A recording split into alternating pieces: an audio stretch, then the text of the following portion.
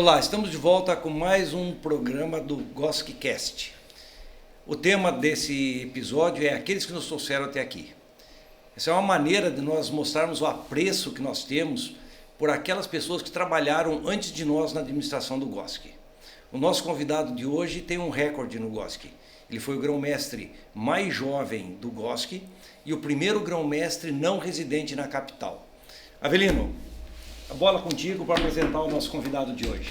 Seja bem-vindo, então, irmão Rubens Ricardo Franz. Vou ler aqui o currículo extenso do nosso convidado de hoje. O convidado de hoje, então, nasceu no dia 14 de outubro de 1963, na cidade de Trombudo Central, Santa Catarina, onde permaneceu até os 3 anos de idade. Depois residiu em Rio do Sul, Blumenau e, posteriormente, na cidade de Balneário Camboriú.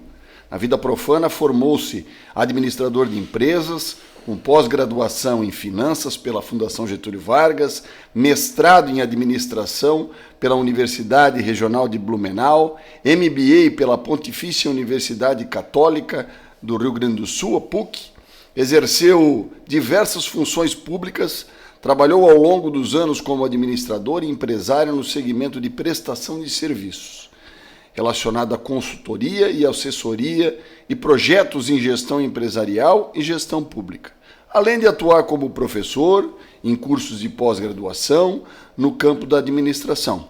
Foi iniciado na vida maçônica em 19 de setembro de 1992, na loja Luz do Vale, ao oriente do Rio do Sul, onde desempenhou várias funções, entre as quais a venerabilidade em 1997. Depois transferiu-se para a Justiça e Trabalho número 10 de Blumenau, em 1998, onde até hoje é obreiro.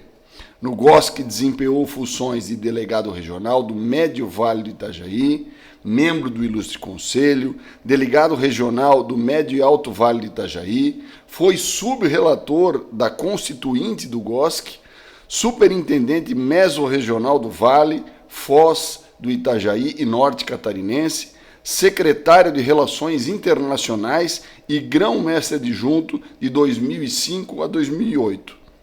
Foi eleito como grão-mestre 2 vezes, a primeira em 2008 e a segunda em junho de 2017 para a gestão 17-2020. Tendo sido eleito presidente da COMAB também, a nossa Confederação Maçônica Brasileira, 2009 a 2010, foi vice-presidente de 2010 a 2011, presidente de 2011 a 2017 e secretário-geral, em 2011 a 2017 foi secretário-geral e fundador e confrade da Academia Maçônica de Ciências, Letras e Artes da COMAB, tendo sido seu presidente em 2012. Hoje, ele exerce a função para a qual foi eleito em maio de 2024 como secretário executivo da Confederação Maçônica Interamericana, a CMI. Sereníssimo. Cansou? Currículozinho bom, né? Vamos fazer uma minissérie com o Rubens. Só de currículo. Bom, Rubens, nesses 2 mandatos, nas pesquisas notou que o irmão deu uma ênfase muito grande em 3 aspectos. Formação, ensino, no planejamento estratégico, na realização do planejamento e na aplicação e na projeção internacional do Grande Oriente de Santa Catarina. Como é que foi esse início de gestão lá atrás para preparar tudo isso para chegar onde chegamos hoje? Grão-mestre, é uma satisfação poder aqui estar com você, com o grão-mestre adjunto e participando desse programa. Na verdade, remete àquilo que o grão-mestre comentou na abertura. É um processo histórico. Ninguém entra numa determinada fase da história, né, puxando um processo sozinho. Há uma sequência natural dos fatos. Na verdade, quando assumimos em 2007 pela primeira vez, nós estávamos às vésperas de completar 50 anos. E antes disso, nós participamos da Constituinte, que foi efetivamente um marco, eu diria que nos últimos anos foi o principal marco, um dos principais, né? Um novo divisor de água que criou a estabilidade política nacional do GOSC. Na caminhada com o irmão Getúlio, que foi grão-mestre, nós percebemos, né, que efetivamente havia necessidade efetiva de se conectar com o mundo, até porque a tendência natural, já com o início da informatização das redes sociais, que já estavam iniciando, você tinha que estar conectado. E nesse processo de conexão, nós percebemos que precisávamos efetivamente ter ajustes institucionais. E eu convivi com uma figura extraordinária, com várias, por sinal, chamado irmão Guise, que você conheceu muito bem, que sempre foi um grande defensor do planejamento estratégico, principalmente nas gestões do irmão Adelson Nacheven, que tenho saudosa estima e memória com relação a ele, e com ele eu aprendi na convivência com as administrações anteriores que efetivamente, e até pela experiência no mundo empresarial e mesmo governamental, sabemos que nenhuma instituição consegue sobreviver ou crescer ou se desenvolver se não tiver um norte estratégico. Então, a questão do plano estratégico, efetivamente, vocês vêm seguindo nesse sentido, sempre atualizando. E nesse processo, né, da conexão internacional, aí sim nós percebemos efetivamente que nós tínhamos que ter algumas correções de rota, né, que não é só o GOSC, todos os grandes dois que estavam envolvidos com a Comab, como também as demais foram se ajustando nesse processo. Então, é dentro de uma diretriz estratégica consensada, inclusive, no colegiado. Bom, Rubens, outra questão bastante importante, quando o irmão foi grão-mestre, eu tive o prazer de acompanhar esse processo, foi a implementação, o crescimento e a solidificação do nosso plano de ensino, que nós vemos hoje como um grande diferencial do nosso GOSC, né? O irmão podia falar um pouquinho desse processo para a gente? Na verdade, esse item eu sempre brinco, né, até com um brinco no bom sentido, né, e até pelo jargão privado, eu diria que é o nosso item primeiro de exportação, né. O modelo de ensino do GOSC, claro, sempre cabe um ajuste, né, de contemporâneo, mas ele efetivamente foi um marco histórico. E em detalhe interessante, Bílio, como surgiu, né? Nós já percebimos, na verdade, de que havia um problema sério, né, de formação para aprendiz, muita coisa. Na verdade, esse muita coisa era restrito às instruções dos rituais, companheiro quase nada, ou para não dizer praticamente nada, e o mestre somente se reunia quando tinha sessões de eleição ou questão administrativa. E quando estava em processo eleitoral na sucessão do Getúlio, eu estive na Bento Gonçalves, em Araranguá. E naquela ocasião, apresentando as propostas, né, um companheiro maçom me interpelou, né, quais eram as propostas na área de ensino. E aquilo acentuou, na verdade, a questão da preocupação e rapidamente nos conectamos os irmãos que já estavam nos apoiando, né? Na época o Gilberto Rau, o Anésio Demarco, o Vilmar Silveira, entre outros irmãos que estavam envolvidos aí, que fizeram, estruturaram o primeiro processo, o primeiro programa de ensino, que não era focado, não era distribuído por ritos, era praticamente uniforme. E ali no colegiado nós quebramos o primeiro grande paradigma, que foi a questão do interstício, que nós tínhamos o interstício, se não me engano, na época era 6 ou 8 meses, se não me engano, me falha a memória. Nós levamos uma proposta de 12 meses e o colegiado levou para 18 meses, por decisão do colegiado, dos veneráveis mestres. E aí começou, de fato, a sistematizar. Então, o Grande Oriente hoje tem um item, de fato, né, de valor, e muitas vezes os irmãos não dão a devida atenção, né, porque a nossa instituição é uma instituição de conhecimento, de simbolismo, de filosofia. Então, se as pessoas que aqui estão não procuram compreender o que somos, né, como é que elas vão poder desempenhar no mundo lá fora a ação como uma ação? Na verdade, vão desempenhar ações como homens que estão classificados como maçons.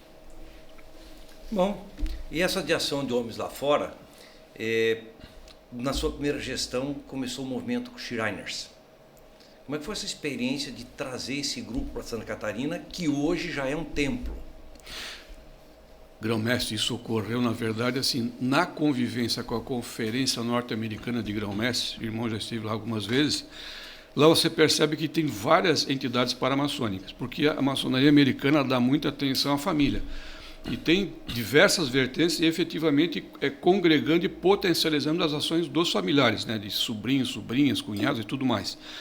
E lá naquela convivência nós tivemos os primeiros contatos com os Shriners, já vi os Shriners atuando no Mato Grosso, e aí naquelas viagens, principalmente, voltamos com São Paulo e o Rio Grande do Sul principalmente imbuídos com o desejo de trazer os Shriners. Por quê? Por causa da ação que eles tinham justamente para crianças que tinham problemas de queimadura, problemas sérios de sutura, relacionados à questão óssea, né, de sutura, e percebemos na conversa com os médicos, irmãos médicos, que efetivamente havia, sim, grandes problemas como há hoje.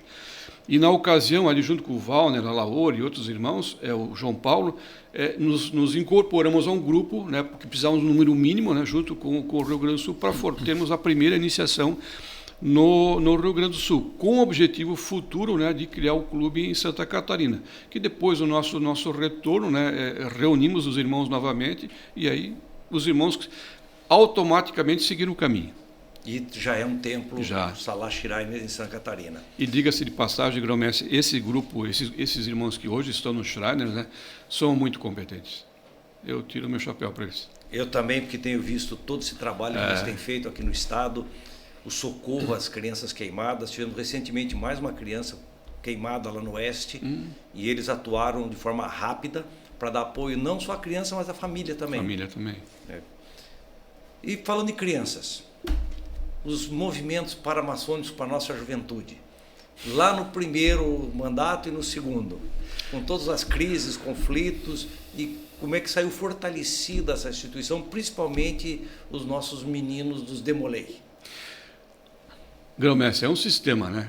Eu começaria primeiro com as nossas sobrinhas, né, que precisam de toda a nossa atenção. Aí você tem as abelhinhas, filhas de Jó, que precisam efetivamente do nosso apoio.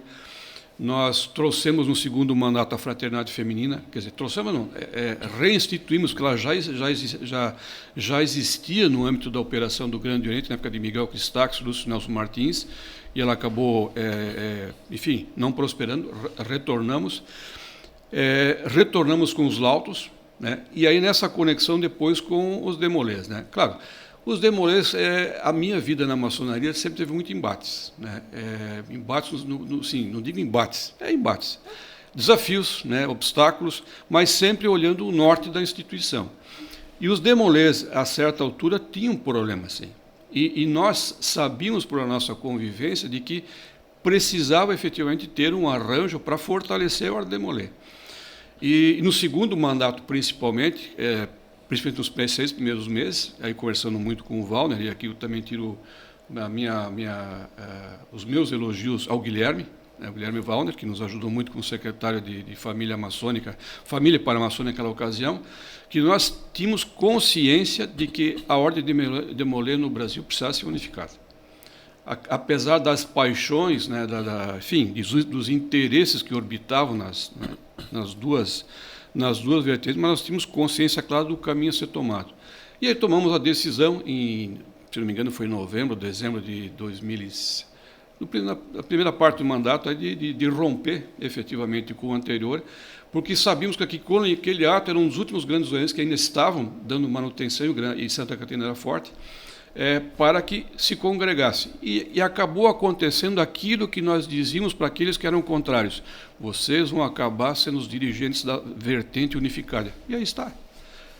A maior parte dos opositores daquela ocasião hoje são os dirigentes nacional da Ordem Demolê unificada. E o maior grupo de Demolê do mundo ainda é o Brasil. É o brasileiro. E estão desempenhando um excelente trabalho. Temos que apoiar, porque eles, efetivamente, além do contexto simbólico, ritualístico, tem uma simbologia muito especial que é com relação aos livros, né? E livros remetem à educação. E se nós não melhorarmos a educação desse país, nessa conexão com o século XXI, nós estamos inaptos. Bom, Rubens, o irmão já falou um pouquinho da questão internacional, mas gostaria de voltar um pouquinho nesse ponto, porque desde a inserção do GOSC lá em 2007 na CMI, com o irmão Getúlio, o irmão trabalhou muito pelo nosso reconhecimento internacional, né? E na sua segunda gestão teve momentos assim que nós chamamos de a cereja do bolo, né? Que nós fomos efetivamente inseridos na List of Loges norte-americana e participamos da Conferência Mundial das Grandes Lojas Regulares. Fala um pouquinho desse momento, dessa vitória e da construção que foi feita para chegar nesse momento. De novo, é um processo histórico, né? Quando o grão-mestre adjunto com o irmão Getúlio, eu fui destacado por ele para representar o GOSC nas comemorações, no evento da Maçonaria Unida do Rio Grande do Sul. E lá naquela ocasião, representando o GOSC, tomei conhecimento da CMI. E aí, retornando, conversando com o irmão Getúlio, ele prontamente abraçou a ideia, junto com o irmão Valmir Aguiar, né, para integrar o Grande Oriente Santa Catarina, mais o GORGS, o Paraná e São Paulo, nesse processo, junto na Confederação Maçônica Interamericana. Claro que, como nós vimos num processo, né, como adjunto, nós estamos cientes das nossas responsabilidades. Então, vindo num processo, né, sucedendo o irmão Getúlio, claro que nós temos que dar continuidade. E isso começou. E aí, na fase seguinte, antes de chegar nesse ponto, o irmão Avelino teve um fato fundamental, que quando as dois, né, primeiro, é a formulação da nova política de relações exteriores do GOSC, que quem ajudou a formular foi o irmão Valmir Aguiar, da Jornal do Coelho, né, que foi um marco, um divisor, assim, um norte estratégico da nossa atuação e posicionamento internacional enquanto relacionamento. Na fase seguinte, nós firmamos o primeiro tratado com a Grande Loja da Bolívia. E naquele ato de firmar o tratado com a Grande Loja da Bolívia, questão de 10 minutos depois, o grão-mestre da Bolívia, da Grande Loja, irmão Rudy, ele foi convidado, né, a rasgar o tratado. E isso as notas não contam. E ele disse, não, o que eu assino com o Grande Oriente Santa Catarina firme vai valer para o sempre. Fiquem contrariados quem quiser, ou seja, os movimentos de oposição que haviam já naquela época. Na fase seguinte, com o irmão João Paulo, né, eu estive a oportunidade de servi-lo como secretário de Relações Exteriores, justamente naquele momento de turbulência, né, institucional no Brasil, né, onde nós naquela ocasião tivemos problemas de relacionamento com o Grande Brasil, né, que hoje, graças a Deus, estamos todos bem estabelecidos. Então, com o irmão João Paulo, né, ele deu todo o apoio para, como Relações Exteriores, a gente pudesse desenvolver um trabalho articulado na Comab, inclusive com o apoio das grandes lojas, para poder efetivamente resolver esse problema a nível nacional e internacional. Nesse caminhar, né, tem que registrar, né, dois momentos, claro, que são assim, brilhantes para nós, né? Na gestão do João Paulo, ainda enquanto relações exteriores dele, vivenciar na conferência norte-americana a nossa passagem na Comissão de Informação e Reconhecimento. Eu diria que aquele foi o momento mais feliz para todos, né, que estavam vivendo um momento de estresse muito grande, para ele, inclusive, também como grão-mestre. Eu acompanhei todos aqueles momentos assim que ele vivenciou de angústia, né, de altos questionamentos. Eu acho que fomos grandes amigos nesse processo. Claro que na fase seguinte, você passando pela Conferência Norte-Americana, a fase seguinte seria o Listowel Frosch. Então, tudo um processo, né? Como na fase seguinte também veio a Conferência Mundial. Então, tudo é um caminhar, um trilhar que a gente tem que ter noção. E muitas vezes, né, aí que eu digo a questão dos obstáculos e desafios, a gente entende, existem seres humanos que muitas vezes não consegue compreender o processo. Tem uma passagem na Bíblia que diz, né, mesmo a luz estando presente nas trevas, as trevas não a compreenderam. Ou seja, mesmo que a informação, o conhecimento esteja presente, as pessoas muitas vezes não compreendem por falta de conhecimento e muitas vezes por ser uma situação até oposta a seus interesses, que são restritos e abaixo dos interesses nacionais. Pô, é uma experiência grande e emocionante ser vivido. Cada conferência, cada momento, cada discussão, conseguir contornar esses obstáculos principalmente de não querer compartilhar um território, não querer que a outra potência cresça. E voltando para o Brasil, voltando aqui para o GOSC, o irmão levou para o colegiado uma série de projetos de leis, incentivando as lojas a participarem da vida social, de serem agentes de transformação política. Já temos grandes resultados colhidos hoje. Nós temos cidades já em que prefeito, vice-prefeito, presidente de Câmara de Vereadores são maçons e fazem projetos para a sociedade, preocupados com a felicidade daquela comunidade. Como é que foi o início dessa experiência de levar tudo isso para o colegiado? Não, sempre foi assim, no colegiado sempre tivemos bons debates, como também nas câmaras setoriais do colegiado. Eu vejo que um grande desafio é sair do discurso para a prática. Infelizmente, não só na maçonaria, tem percebido, o grão-mestre percebe isso também como grão-mestre adjunto, as pessoas, eu não diria só os maçons, as pessoas estão habituadas a externar os problemas, a fazer grandes cobranças e eu não diria crer, né? Mas assim, deixar transparecer, aliás, transferir para os demais a responsável de fazer aquilo que deve ser feito. Ou seja, que o grão-mestre, numa canetada, resolve o problema do país. Isso não existe.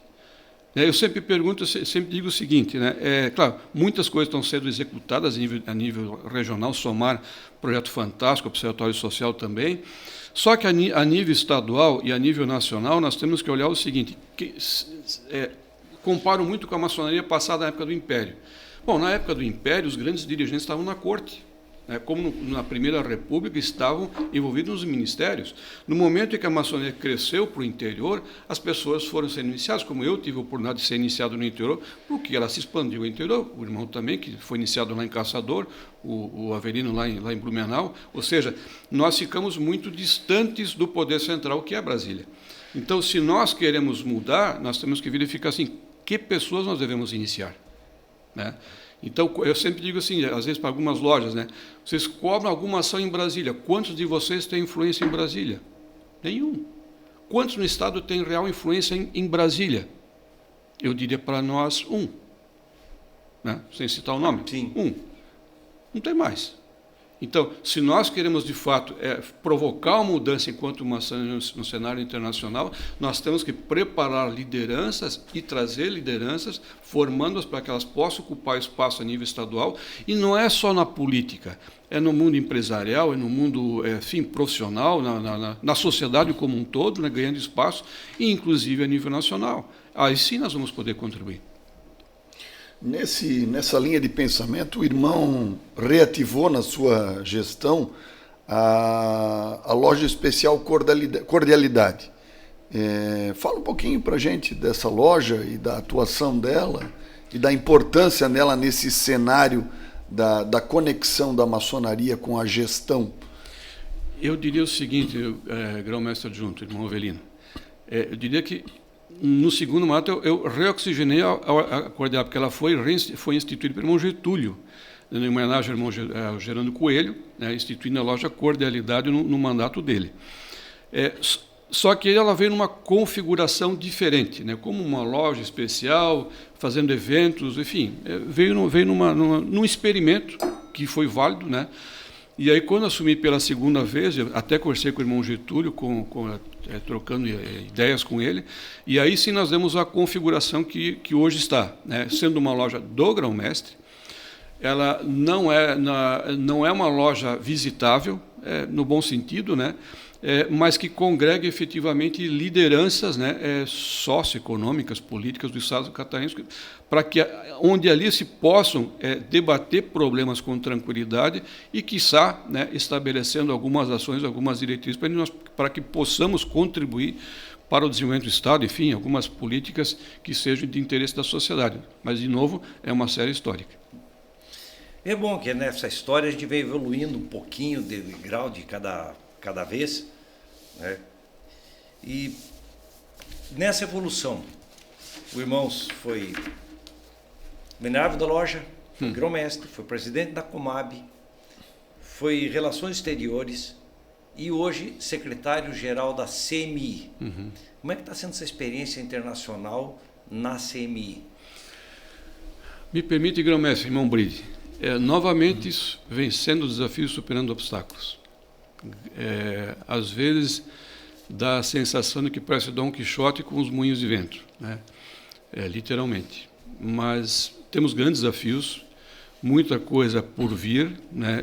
Temos uma América Latina muito complexa, socioeconômica e politicamente. Temos uma vantagem, né, que uma diversidade cultural, histórica fantástica. São 26 países, são 94 grandes potências confederadas, são 5 línguas sendo trabalhadas, ou seja, desde os Estados Unidos até o Uruguai, mais a Europa. Então, o Brasil já é complexo, né, com seus estados, com as suas regiões. Então, você multiplica isso numa complexidade continental. Mas eu diria assim, pessoas com muito boa vontade, a gente tem que compreender muito culturas, né, locais, realidades distintas. Temos problemas de oposição à maçonaria em muitos lugares de forma muito intensa. Nós temos lugares, por exemplo, que para aí temos que analisar bem se podemos ali chegar, em pleno século XXI, isso ocorre. Mas eu digo assim, grão-mestre, eu até em honra ao seu apoio, né, a sua indicação, ao final dos 3 anos vamos entregar resultados muito positivos, mas, de novo, muitos desafios e muitos obstáculos a serem superados. O irmão Rubens, ele realmente está transitando muito bem nesses países. Eu tive numa conferência da CMI, no dia que o irmão foi eleito, e para minha surpresa, ele estava usando o traje típico do país. Eu chamava ele de goiabeira, Sim. mas era uma guaiabeira, uma camisa típica lá do Caribe. Então até nisso o irmão consegue transitar, se misturar com a maçonaria local. E que isso é bom. E eu só não peguei ele ainda traduzindo espanhol para espanhol, né? Mas fala português, fala espanhol, leva no inglês. E ainda tem mais o quê? Francês, italiano e o inglês. Inglês. Tá bem, já está um poliglota da... Não, a tecnologia ajuda, né? Rubens, a gente trouxe muita coisa da sua história aí no Grande Oriente de Santa Catarina, mas a gente sabe que a tua história no GOSC é bastante grande. E por isso que a gente gostaria de te perguntar, e tem algum momento, alguma história que te marcou nesses 32 anos de vida maçônica, é isso? É isso aí. Que tu gostaria de trazer para a gente, da tua vivência como obreiro, como grão-mestre, porque você ocupou aí, vamos dizer, todas as posições no campo de jogo, né? E algumas ainda ele cobrou escanteio, cabeceou e defendeu o gol. Tem muitos, assim, como o grão-mestre está vivenciando hoje também, você está passando por isso, na verdade, assim, tem grandes momentos. A iniciação é fantástica, né? Acho que o ponto principal é você passar pela iniciação, ingressar na ordem, né? As pessoas, às vezes, aproveitando o gancho, né, o irmão grão-mestre, às vezes os irmãos olham, assim, pelo fato de ser grão-mestre jovem, né? As pessoas olham só pela idade. Se ele chegou ali com 30 e poucos anos, ele também pode chegar. Sim, mas antes disso tem 10 anos de estrada, tem 10 anos de trabalho, de doação, de dedicação. Não é chegar eu quero ser, né? Você construir um processo. Então, eu diria assim, a iniciação, né, não tenha sombra de dúvida, né? Agora, em termos de Grande Oriente, eu diria o seguinte, a questão da Constituinte, né, assim... Fala um pouquinho para nós desse processo, Rubens, que é importantíssimo para o nosso GOSC. Nós vimos até ali com intensas instabilidades políticas institucionais, sempre com muito conflito, mas conflitos intensos, né? E ali foi um momento que quase chegamos à ruptura, quase chegamos a uma cisão, efetivamente, e foi um momento que nós podemos rediscutir o Grande Oriente de forma presencial, porque a internet não existia na época, né? E aí foi... o Edelson, o Tacílio, na época, reuniu que, aliás, cabe umas boas histórias sobre isso no futuro, dos bastidores. Mas o Otacílio foi o grão-mestre da ocasião, mas todo o conjunto, né, de irmãos que tinham liderança à época, aí eu cito sem faltar aí, usando alguns nomes, que é perigoso, mas assim para exemplificar o contexto, né? O Vadi, que presidiu, o Getúlio, que teve na relatoria também, Edelson Naschwenga, um grande maestro, não tenha sombra de dúvida nesse processo, que depois sucedeu, e outros atores, né, de todas as regiões, e aí nós discutimos e entendemos que, na verdade, o que acontece? Para entender, na época nós tínhamos o grão-mestrado, tínhamos uma Assembleia Legislativa que nós tínhamos os deputados que tinham um representante de cada loja. Só que o que acontece? A maior parte das lojas do interior delegava a sua representação para alguém do litoral do Estado. Só que esses irmãos muitas vezes não consultavam as lojas para deliberar as posições na Assembleia. Tínhamos Tribunal de Justiça, ou seja, o que ocorre hoje no mundo profano praticamente ocorria na maçonaria, eterna disputa de poder. E aí chegamos à conclusão, né, depois de algum tempo de assembleia, de sessões no Estado, de que a melhor forma, de fato, era ter o grão-mestre com contato direto com os veneráveis mestres, que quem, de fato, tem a legitimidade de dizer e representar a loja. E isso nos salvou, efetivamente, de uma cisão, e aí estamos, felizmente, juntos, né? Então, eu tributo a Constituinte como um fato, nos últimos anos, como fundamental. Por isso, né, por isso que muitas vezes os irmãos mais novos não entendem, por que não muda a Constituição? Ela é um símbolo. O Brasil, efetivamente, é acostumado a mudar a Constituição a cada semana, né? Não precisa. É um símbolo que deu a nossa estabilidade, e aí estamos, e não podemos mudar. É o grão-mestre com contato direto com as lojas.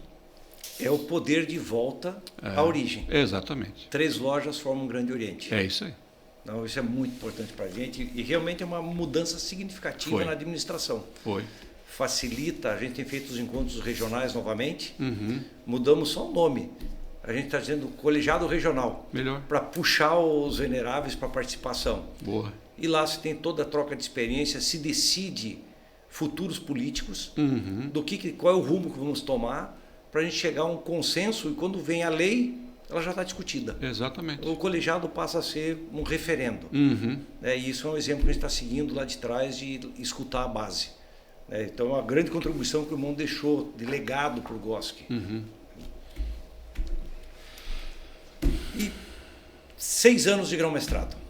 Quantos mil quilômetros e como é que era ir para o Estado? O irmão pegou o primeiro grão-mestrado com um número de lojas e entregou o segundo com mais do dobro de lojas.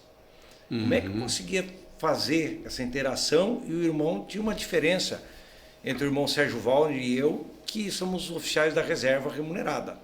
Ou seja, nós não temos que bater cartão. O irmão empresário tendo que cuidar da empresa, da família. Como é que foi essa experiência?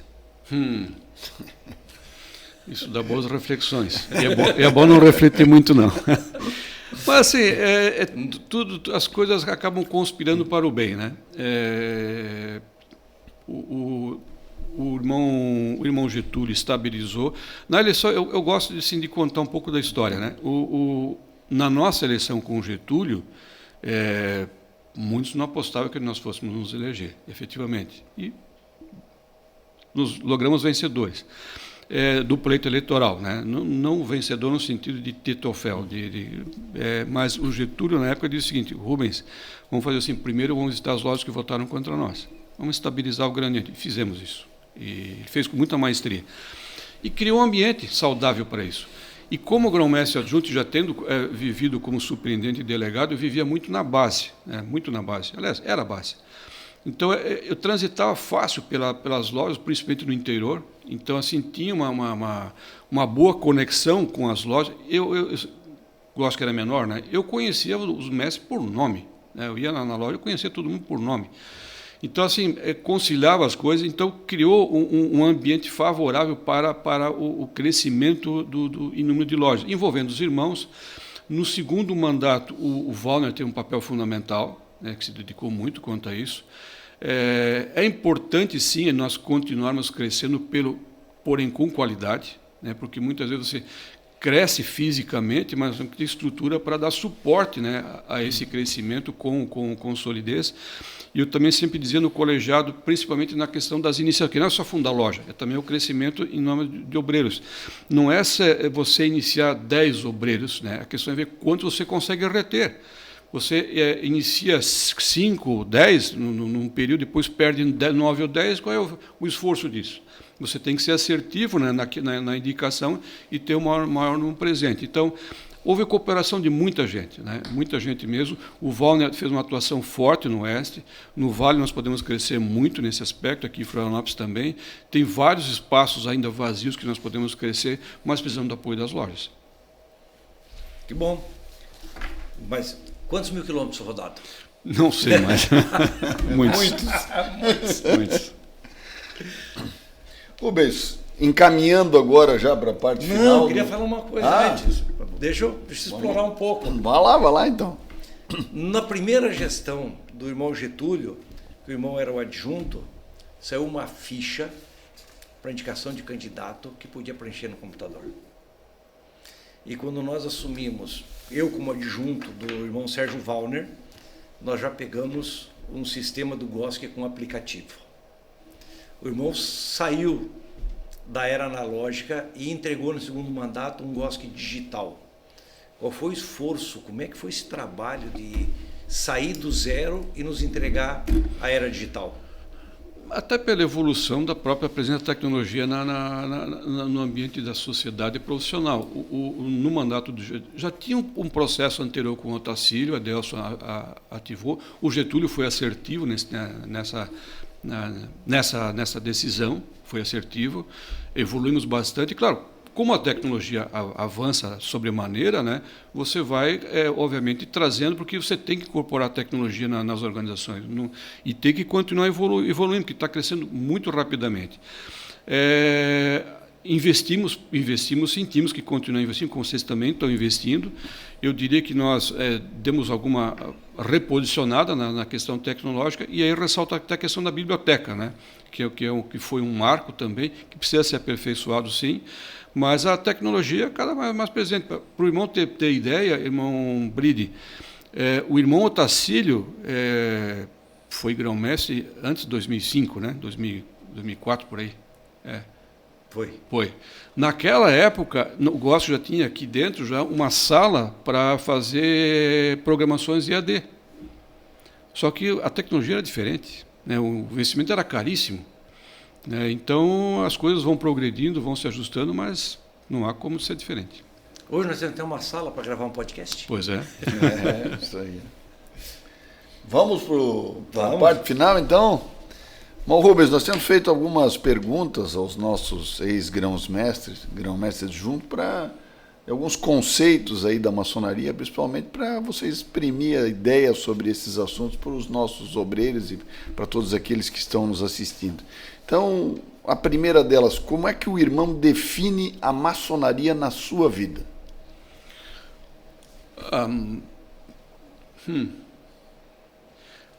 Formou um ser humano. Eu diria que sim, é muito mais preocupado com questões humanas. E também, aí num sentido pessoal, né, fora essa questão, me fez ter assim, uma habilidade, né, de lidar com conflitos intensos. Eu hoje estou preparadíssimo para qualquer desafio, por aquilo que eu já passei na ordem. Então, antes da próxima pergunta, já que passou com muitos desafios, daquilo que a gente não perguntou, que história ficou para trás que podia contar para a gente desse tempo? Lá de aprendiz, companheiro, mestre ou agora na CMI, ficou de fato pitoresco que ficou para trás que nós não abordamos hoje? Fato pitoresco. Rapaz, tanta coisa, né? Eu diria o seguinte, Bride, a gente fala muito em desafios de superar obstáculos, mas no fundo, assim, o grande volume é a beleza de ser recebido, né? A convivência fraterna, você conhecer as pessoas, poder conviver com elas. O irmão está passando por isso, se submete, tira o tempo da família, obviamente, tira muito tempo da família. Isso, claro, você não consegue suprir como se tivesse dedicado full time, né, no tempo dedicado a ela, mas você sai gratificado, né? De onde você vem lá de Chapecó, de Dionísio Cerqueira, do Alto Vale, do sul do estado, aqui de Florianópolis, né? Não importa onde você vai, quando você vem da noite, né, de uma sessão, você vem revigorado, porque recebeu o carinho, a atenção dos irmãos, mesmo com os problemas que existem, são seres humanos, né? Com os problemas que nós temos, que sempre vão ter de uma outra forma, mas de um modo geral é o seguinte, problemas são 5%, que são muito fortes, mas os 95% dos demais são muitas coisas boas. Que bom! E olhando para os desafios, irmão Rubens, o irmão consegue eleger aí qual foi o maior desafio aí na sua trajetória maçônica? Sem dúvida de dúvida, esse alinhamento internacional. Esse foi mais complicado. Foi. Mas por problemas internos. Sim, os obstáculos internos foram mais doloridos e menos éticos que os externos. Isso, sem sombra de dúvida, isso fica no fundo de um baú, fechado às 7 chaves, né? Sim, mas internamente os obstáculos foram muito menos éticos do que os externos. Nós esperamos agora que com esse processo todo iniciado lá atrás, na primeira gestão como adjunto ainda, a gente tenha o reconhecimento em breve da Grande Loja Unida da Inglaterra. Sim. Para os obreiros, qual a importância disso? É um símbolo, né? Porque assim, você faz parte de um sistema, né? A questão é a seguinte: você pode ficar nesse sistema ou você pode ir para outro. É a liberdade de ir e vir, né? Nós, o Grande Oriente, desde a sua origem, a fundação, quando dentro do Rio Grande do Brasil, nós nascemos dentro de um sistema histórico regular de reconhecimento, ponto. E aí temos que permanecer. Se alguém é contrário a isso, se manifesta no colegiado, que já foi feito várias vezes. Sim. Sempre foi derrubado. Então, é o que eu digo assim, os contrários, por favor, pede o que te placer. Mas assim, é um símbolo, tá? Isso não significa uma submissão. De forma alguma, não é? Aqui não, sempre se diz, toda a potência é soberana de si, desde que integrada a esse sistema histórico regular. Então, para nós, é um símbolo, uma simbologia. Mas, de forma alguma, referenda o argumento de alguns, né, de que é uma submissão, né, histórica ou institucional à Grande Loja de Inglaterra. Como não foi com os americanos, como não foi com a França, como não foi com Portugal, como não foi com a América Latina, muito pelo contrário. É você poder conviver, né, com o sistema. E veja, mãe, quantos irmãos nossos mais jovens, né, e aí, Brito, te digo, né, a gente que nasceu no interior, na nossa juventude, ir para São Paulo era conhecer o mundo. Agora, esses jovens que aí estão, eles vão para a Europa, vão para a China, vão para a Inglaterra, vão para os Estados Unidos, eles viajam e querem ser bem recebidos, e são muito bem recebidos, sim. Então, é um símbolo que é importante para nós institucionalmente, né? Eu entendo que alguns têm resistência quanto a isso, e até alegam, né, de forma subliminar, uma espécie de submissão, né? É um discurso totalmente vazio, é um discurso para justamente poder alimentar, né, segmentos a continuar trabalhando contra, mas é reversível. E o desejo, grão-mestre, que o irmão consiga e vai lograr esse êxito no seu mandato. Amém? Sim, sim. E se fosse definir maçonaria numa única palavra, irmão Rubens? Humanismo. Esse veio de bate-pronto. Muito boa. Muito boa, por irmão, sinal. gostaria de deixar alguma mensagem para os nossos ouvintes hoje, os telespectadores?